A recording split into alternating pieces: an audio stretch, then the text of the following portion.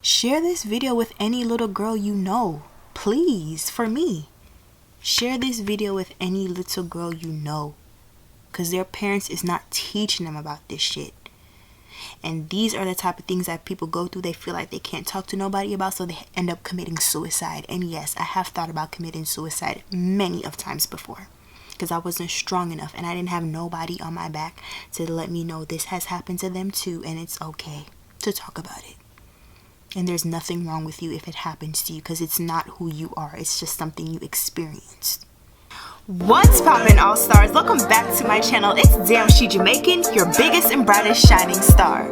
So in today's video about a title, oh my gosh, we are going to be talking about this. Finally, I am ready to talk about this subject. Now, before I go in and talk about this, I just want to say that I did not want to talk about this because I felt ashamed. Okay, so I'm gonna start there. I'm gonna say I felt ashamed. I felt shame when this first happened to me, and the few people that I told, they made it seem like, oh, you're not supposed to talk about this. Oh, this is bad. Like, I would never tell anybody that. Like, ooh, girl.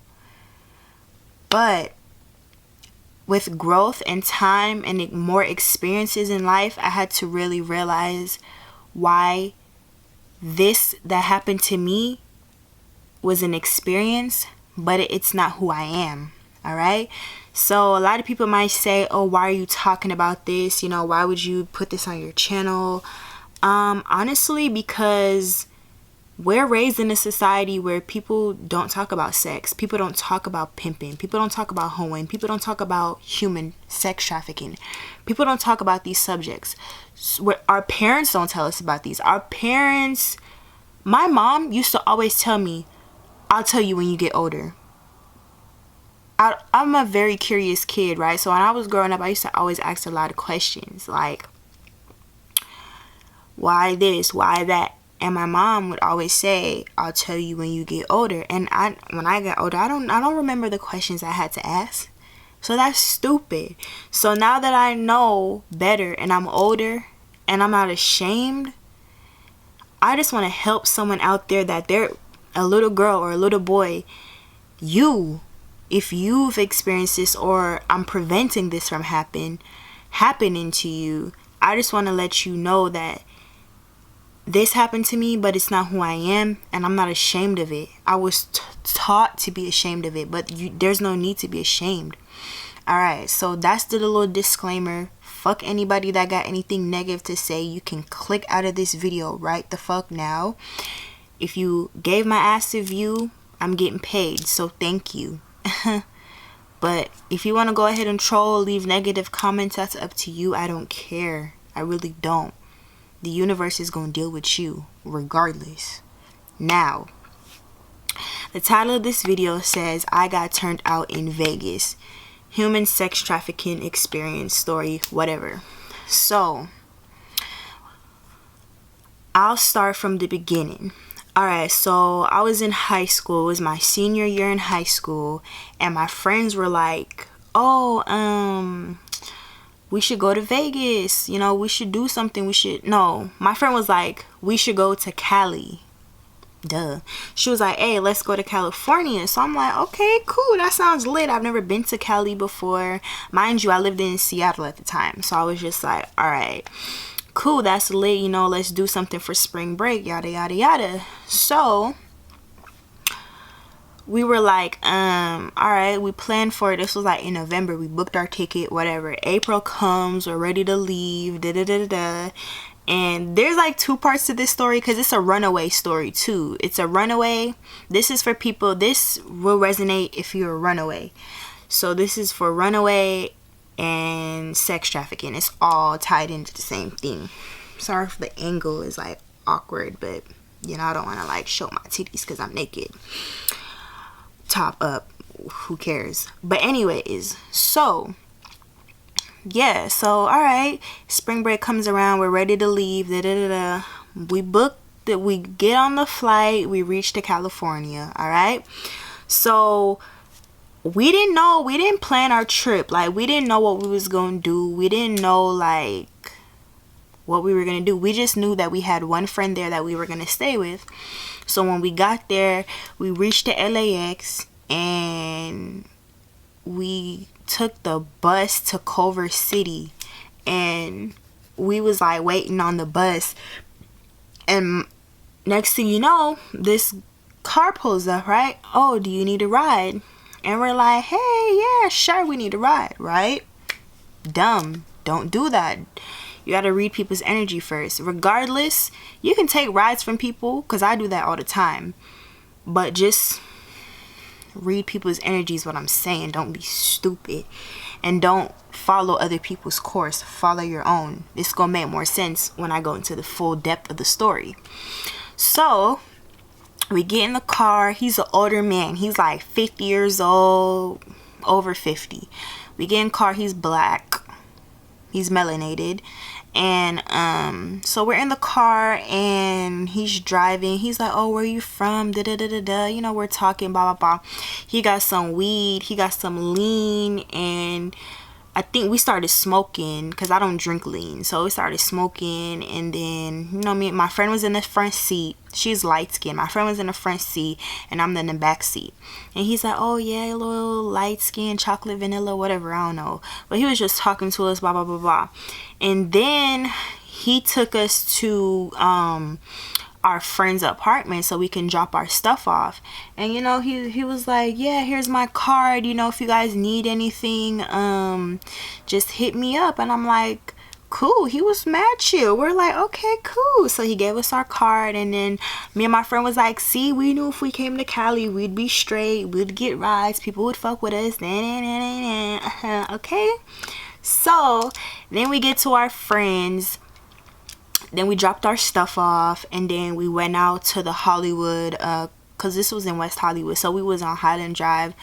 We was walking on the Hollywood Walk of Fame, all the little stars and shit. And then we meet these dudes. We turned up with them. Then the next day, we hit up the same guy because we didn't have nothing to do. Remember, he was like, if you ever need something to do while you're out here, since you don't know anybody, make sure that you call us or whatever. So I was like, all right, somebody's coming. So I was like, all right, cool. So we hit him up the next day, and he was like, okay, what do you guys want to do? And we're like, oh, we're just trying to go to the beach. You know, we're in Cali. We're trying to go to the beach, do something. So we rolled around, went to the beach, smoked, had fun, da-da-da-da-da. Remember, it was just the three of us, the older guy, the girl, me, and the girl, three of us. Then he was like, all right, y'all probably don't want to hang with my old ass the whole day. I'm gonna introduce you to my nephew. So this is where the story gets juicy. So we're like, all right, cool, because we don't want to be around your old ass all day either. So then we met up with his nephew, and then I remember when we met his nephew, we pulled up to his house, and his nephew came out. His nephew was wearing like all white. I think he had on like red shoes or some shit. I forgot what he was wearing, but he looked hella fresh. He was ugly, but his clothes, he looked nice. So we was like, okay. Then before we got out his car to go into his nephew's car to go kick it, he was like, hey, you tryna you tryna fuck, like, you know? And I'm like, no, I'm cool, I'm trying to go with your nephew, you know, I'm trying to get the fuck out of here, nigga. And he was like, are you sure? I got some money for you. And I'm just like, no, like, I never had sex for money before. So I was just like, no, like, what the fuck you talking about? What? No. So then I left. I felt hell uncomfortable. Then I left, got into his nephew's car. Then I remember we got into his car and we were chilling. He was like, so what are we finna do? And then he was like, and then we were like, we'd never been to In-N-Out before, so can you take us to In-N-Out? So he was like, all right, cool, yeah, we'll take you to In-N-Out. I'll take you to In-N-Out. He was like, first he was like, what? Y'all never been to In-N-Out? I was like, no, you're gonna put us on, da-da-da. So we went to In-N-Out, got some food, I think. And then we met up with his other friends, right? Two other guys. One of them looked like Gucci Mane, and one of them was like the short, light-skinned guy. Then we met up with them, and then we got a bottle. I remember I bought a bottle of Hennessy, and then what else happened? We was just chilling, and one of the guys was like, one of you guys can get in the car. And I was, all right, let me slow down. So remember, we're in the nephew's car. I should just give names. All right, so the nephew that we hung out with, the one that was in all white, his name was Johnny. And Johnny, we met up with Rocco and Rocky. Johnny, Rocco, and Rocky. So Rocco and Rocky was in the other car, right? And then, these names are so terrible. You could tell I just came up with these off the whim. But Rocco and Rocky's in the other car. And so Rocco was like, one of the girls get in the car. Because at this time, we was both in Johnny's car. Because we had pulled up with Johnny. So then we were like, I was like, I was going to go because they were cute. So I was like, oh, let's go in their car. But then I think my friend, at that time we didn't go in the car or whatever, so we was just chilling. We parked at a little spot and we was smoking or whatever, and then they kept talking and they were like, hey, what's the move tonight? Y'all trying to go to Vegas? And I'm like, oh, I forgot a whole part of the story. So when, mind you, okay, my dumb ass, I had lost all my luggage. Yes, that's the part of the story. I had lost all my luggage the first night we got there. I had left it in this other, not my friends, my drunk ass. Remember I told you we went to my friend's house and we dropped the stuff off when we first got to LA? That night, I had brought my whole bag to this random ass Airbnb. And at the time, I didn't know what Airbnb was. So I didn't know that these dudes that told us to come kick it with them that night was in an Airbnb. So I had my whole luggage, dropped it off there, and then they gave us a fake number. Long story short, I never seen that luggage ever again. I lost thousands of dollars worth of makeup, designer, shoes, clothes, everything. Hella mad. But I brought all that shit back like within the next week. So I was not playing. Okay, I'm a tourist. I don't play about my things. So then what happened? So he's like, yeah, you trying to go to Vegas? And I'm sitting here thinking like, okay, we're in California. Vegas is probably just like 30 minutes away. You know, Cali, Vegas, everything sounds like it's in the same area. Dumbass. I did not know Vegas was in a whole nother state, in Nevada. That's one thing you little girls need to understand. Vegas is in Nevada. It is not in California. No one told me that. I did not know that. I sound dumb as fuck right now, but I don't care. I was young, naive, and I didn't know better. So I'm like, no, I'm not trying to go to Vegas right now because I still got to get my stuff. So they took me to the apartment to go find my stuff. People weren't answering, couldn't get my shit back. So they were like, all right, we're about to leave. And I didn't have nothing to do. And at the time, I'm sitting here telling my friend, I'm not trying to go. I'm not trying to go. I kept telling her over and over, like, I'm not trying to go to Vegas. Like, what the fuck? Like, that's not what I came here for. Mind you, I still don't know Vegas is 4 hours away. But I'm still sitting here like something in me is telling me, no, don't go. Like literally the whole time. She was like, I'm trying to go. She's chilling. She's like, I'm trying to go. And I'm just like, I'm not trying to go. But I had nobody out there. At the time, I was like, I'm not just going to be... I didn't even have my phone. There is two sides to this story, but I'm just trying to get through one side. I'm going to make a part 2 to this. It's going to be the time I ran away from home. Because there's a whole part of the story that's missing. But I didn't have my phone the entire time I went to California. Actually, I might just film that after this.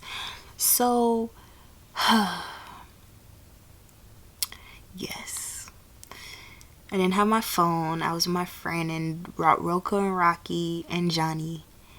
And so they were like, yo, we're about to leave. We're trying to turn up. He was like, all that shit you lost, you can make that back. You can make some money in Vegas. At the time, I didn't know what the fuck he was talking about. He was like, yeah, you can make that money back in Vegas. Shit is nothing. I got you. Trying to spit game, you know? So I was like, man, fuck it. I ain't got my phone. My friends that live here are gone. They're in Santa Monica right now. They're not coming back for a minute. I don't know nobody here. So I was like, all right, cool. I guess I ain't got no choice to go with you, even though I didn't fucking want to. So we're driving, and I'm sitting here like, where the fuck is Vegas? Like, bitch, what? Vegas is this far? So I remember we pulled up to this gas station like 3 hours later, and I had fallen asleep, all that. And I pulled up to a gas station, and I was like, I opened up the door to one of the cars I was in, and I was like, I asked a random person, I was like, do you know where we're at? And he was like, no, sorry, I'm not from here. And I was like, fuck. Bitch, where the fuck are we at? This ain't funny, but now it's funny because it's just like, I know better. But there's girls out there that don't know better. So I'm just like, alright, whatever. So long story short, we get to Vegas. Then when we get there, we got a motel, right? Then we spend the night in the motel, and right now it was just Rocco and Johnny, the nephew, and one of the boys. One of the other boys went somewhere else. I don't know where he went, but he wasn't with us. So it was just 2 boys and me and the girl. So we got a hotel room with 2 beds in it. One of the guys was on one bed, one of the other guys was on the other bed. So me and my friend and one of the other guys, Rocco, whatever, one of the other boys, not the nephew, no matter which one, was fucking on the bed, right? And then the dude next to me was basically looking like, where my pussy at? And I was looking at him like, this is the ugly one, the one that was dressed hella nice, but he was fucking ugly. I was like, I'm not smashing you. Ooh, baby, no. I'm not. And at the time, my body count was like 4 people. That's when I was in high school. That's when I actually cared about body counts. And I was just like, I'm not wasting the body count on you, nigga, the fuck? So I was just like, bro, no, I'm not doing this. Like, it's over. I'm not fucking you. What the hell? What the fuck am I gonna get out of that? No. If y'all would have seen how ugly this nigga was, y'all would have not fucked him either. Like, bruh. So I was like, so the other boy was trying to put his friend on. So he was like, he took me into the bathroom. He was like, why don't you want to have sex with him? And I'm just like, because I don't want to. The fuck? And then he was like, if he had a condom, would you? And I was like, I guess. So he went and got a condom. Then he came back into the room. He put the condom on. I was laying next to him. And I was just like, bro, no. I got up and I left. And I went to the bathroom again. And I was just like, I'm not fucking him. And then I just went back to the bed and I fell asleep. I told him, look, it's not happening. Get over it. He was salty because his bros got some and he didn't. But I didn't give a fuck because it's my pussy, nigga. The fuck? So then the next day came around. This is where the whole pimping and sex trafficking really gets deep. This is what to really look out for if you're in this certain situation. So the dudes took us to the mall and started showing us all the nice Louis stuff, just walking us around, showing us all these nice luxury things, and just saying, oh yeah, y'all can have this if y'all lived out here and all that stuff. And this is when they started talking about prostitution, basically. Like, started saying, oh, you know, if you slept with this dude, you can make bands. Like, you can make like 5,000 in one night. And to a little girl, you're thinking, damn, 5,000 in one night? What? And he's like, yeah, like, I got bitches that is fucking niggas and they don't even gotta really do shit, and they're getting a rack, $1,000, all this. And I'm sitting here like, what? And my friend is like, what? Just dumb and naive, right? So I'm like, man, alright. So they were like basically grooming us. Like, that's how they groom you. Bought us food, took us to the casino, making us feel good. And then they're like, alright, we're gonna take you to go buy some clothes so you can, you know, go walk the strip. So he took us to Forever 21, bought us some clothes. I bought my own clothes because remember, I lost all my shit. I didn't have all I had like $4,000 on me in my account, but they didn't know that. Nigga, they thought I was broke, and I kept it like that. So I was just like, yeah, no. I'm not doing that. Like, I'm not. So anyways, took us over to 21, tried on some clothes, and then my friend, he bought my friend some clothes, and then I bought my own clothes, because I was like, I'm not trying to owe nobody shit, especially when I have the money. My friend didn't really have no money. I don't know if she lied and said she didn't have no money, but I don't know what her situation was. But long story short, I paid for my own shit. Then we went back to the motel. Pardon me. Went back to the motel, and then next thing you know, we're walking up and down the strip. Like, he took us out, told us go walk up and down the strip, and cars was honking at us, like all types of shit for, you know. And then they'll pull over and they'll be like, how much you charge? And then you'll tell them what the pimp told you to tell them. It was just crazy. And this, yeah, it was just all night. Man, like, you see how I blanked out, because I'm like, I'm just now like really like talking about it out loud. I don't have a problem with hoeing, but when you're controlled to do it by somebody else, and they're taking the money, all that money, and they're keeping it for themselves, that's where I have a problem. That's why I'm speaking out about it. I don't fuck with pimps, and I can smell a pimp a mile away. Bitch, I live in Miami. There's pimps everywhere, and they always try to talk to me, and I'm just like, bro, I know you're a pimp. Like, I can tell. The fuck? Back then I didn't know better. But anyways, I'm gonna keep going. So yeah, the guys will like pull up to you, and they'll be like, yeah, like, how much is it for, you know, 1 hour, or, you know, how long ever it takes them to nut. And then you tell them, and then you get in the car, and then you go to the hotel, and all this type of shit. You'd fuck him. He'd leave the money on the dresser, and yeah, you wouldn't touch them when you leave them. He'd put the money on the dresser, and then use the condom, of course, for everything. And then that's that. And then the pimp comes into the room and counts the money. Yeah, that's what happened. And so, and he takes all the money. And just like that, you don't make nothing. You pop in your pussy for this pimp, and he takes all your money. You don't make shit from it.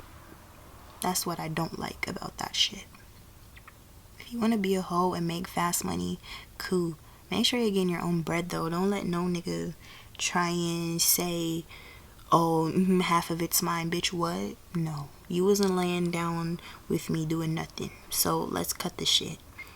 So that's that.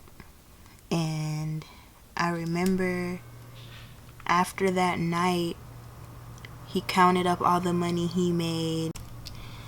My camera died. So he counted up all the money, and I remember the next day we had to catch our flight back to Seattle.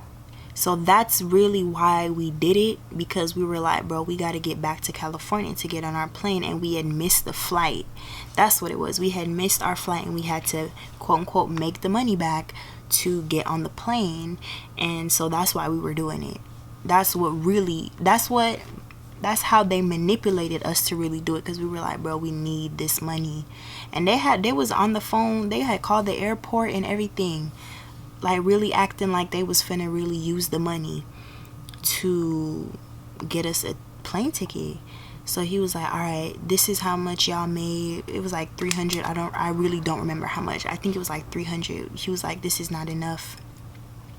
So what I'm gonna have you guys do is go back out there. I know it's late. It was like 4 o'clock in the morning, bitch. Yeah. He was like, yeah, I'm gonna have you guys go back out there and make some more money. So we went back out, and mind you, this whole time we weren't high, we weren't drunk, none of that. We were sober as hell. Really getting fucking manipulated to do this shit. And then we went back out, and we're waiting, and he was like, wait for me, or some shit like that. And then we called him, and we kept calling him, and he wasn't answering. He left us. at like 4 o'clock in the morning out on the strip for, mind you, when there's other pimps around looking to kidnap us, to use us to sell. Really, they had guns and everything. Like, it was no joke. And so we were scared. Then we kept calling them, like, where you at? At this point, we was just chilling in a Jack in the Box or some shit, and we couldn't get a hold of him. And then he finally answered, and he was like, bro, these niggas, they wanted, like, one of the pimps, he kept saying, like, oh, one of these niggas trying to shoot me. And he hung up real quick. And then literally next thing you know, we see hella police cars rolling down the highway. So we're like, oh shit, that's probably him.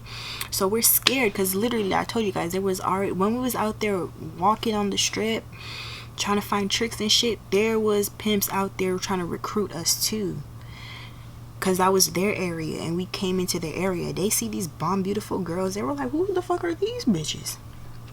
So they was trying to take us. So then we had to catch a lift back to the motel, to go into the room, because we was like, I'm so glad my friend had the card for the room, because they paid for the room and everything, but my friend had a card, one of the key cards to get into the room. So I'm glad she had one. If she didn't have that shit, nigga, we'd be dead. Like, literally, we'd be dead. So we got back to the fucking motel, and we're hiding. And then all you see is, and I know there's niggas looking for us, and they knew exactly where we was. They knew what motel we was staying at and all that. So they was like looking for us. And then all I seen was, when I went to the fucking window, was a shadow of this man creeping up, looking into the window, trying to look for us. And I was like, oh my god, my heart was beating so fucking fast. Like, we couldn't even leave. And so we called the cops and everything. They came, and then we got arrested. Like, it was crazy, but we didn't get charged for anything. But it was just fucking crazy. So yeah, that's pretty much what happened. I was a runaway. I was on runaway status. So when they ran my name, they saw that I was a runaway in Seattle. So they knew, you know, like, okay, she's a runaway. So they just took us to this, what do you call them? One of those little shelters for like homeless kids and shit like that. And they let us go. And then we signed out of there. She was like, you could choose to stay here and call your parents, or you could just leave. And I was just like, I'll leave. And then we took a 4-hour bus ride back to California. My fucking friend owes me $40 to this fucking day. It's just crazy. But long story short is, bitch, be careful who your friends are, because you don't know what they be doing. I'm thinking this whole time, I don't know, but I'm thinking this whole time she knew these niggas, because someone told me that after this whole thing happened, she went back and met up with them. I don't know. Bitch, if someone knows, comment down below. But yeah, like, she been doing this, and I was new to the game. I didn't know none of this shit. This is me getting turned out, literally, like the title says. This was my getting turned out experience. So I didn't know shit about the whole life. I didn't know shit about pimping, prostitution, human sex trafficking, none of that. I didn't know nothing about that shit. And so yeah, that's what happened.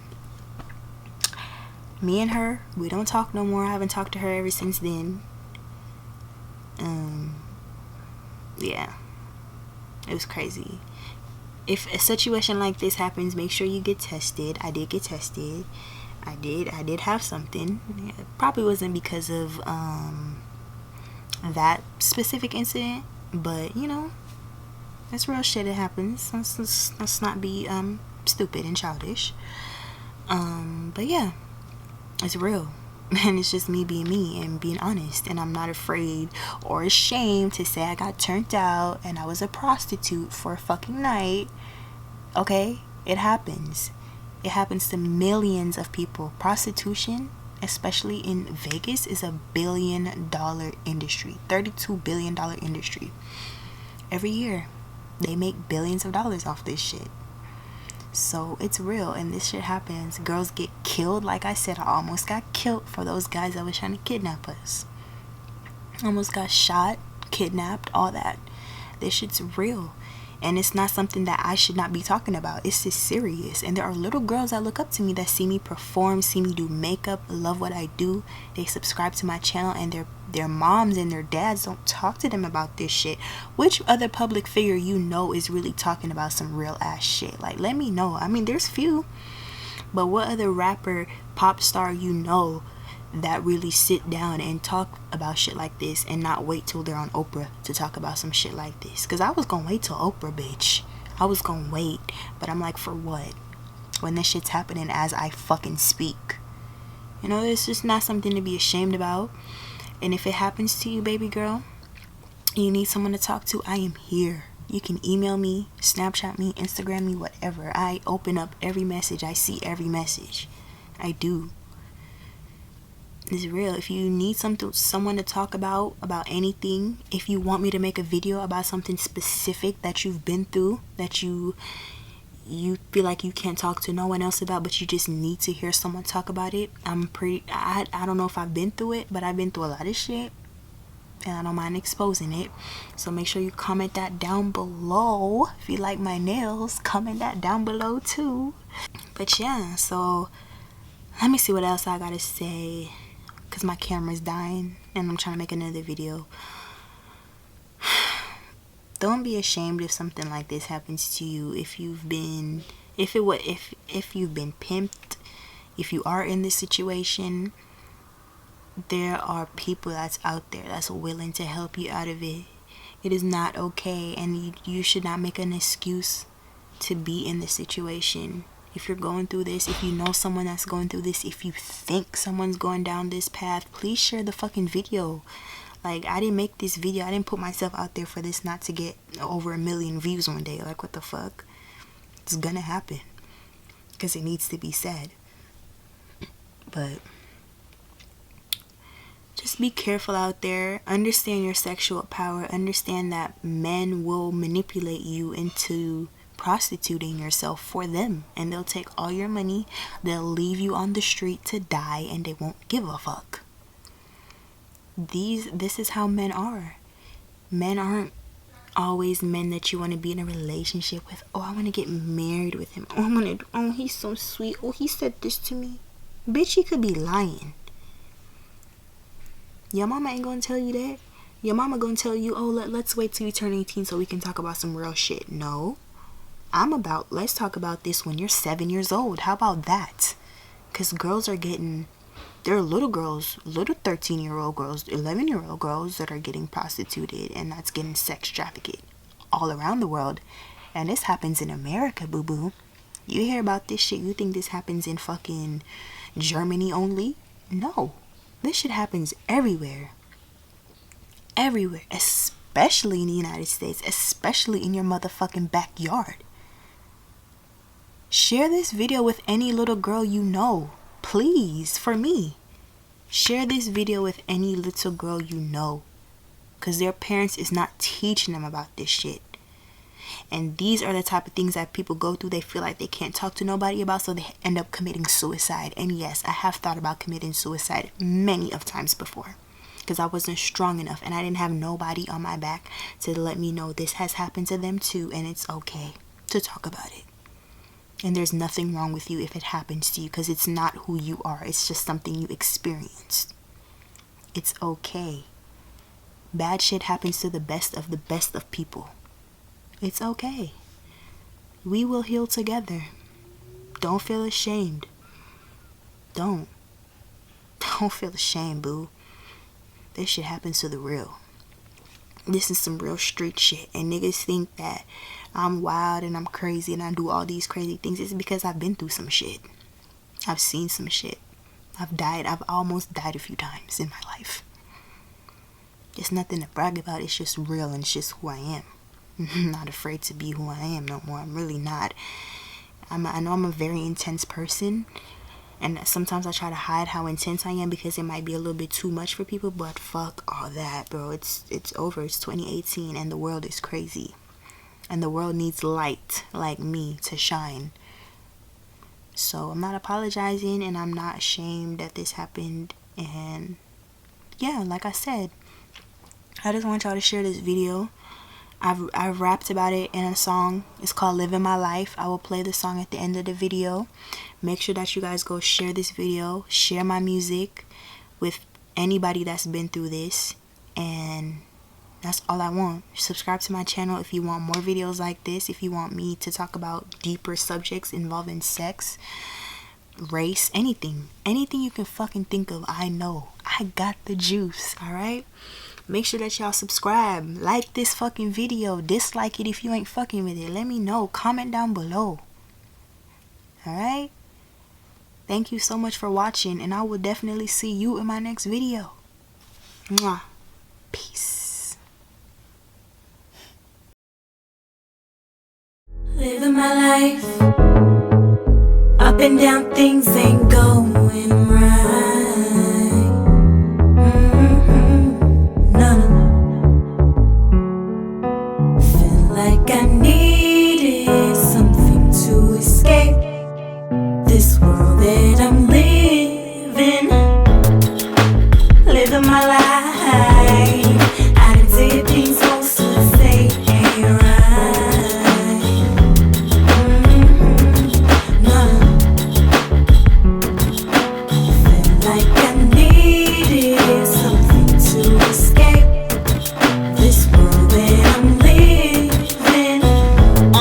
Let's cut to the chase. Been through all the struggles we as women gotta face. So cheap for sex, and I just bounce right like what's next. Could've given up, but best believe that was a test. Do I have what it takes to be exploited by the rest? Am I capable to follow my heart and nothing less? See, my life's a rodeo, and I ain't afraid to lose control no more. I do this for you, and best believe I'm finna touch your soul. They used to tell me to stop, and I say no more.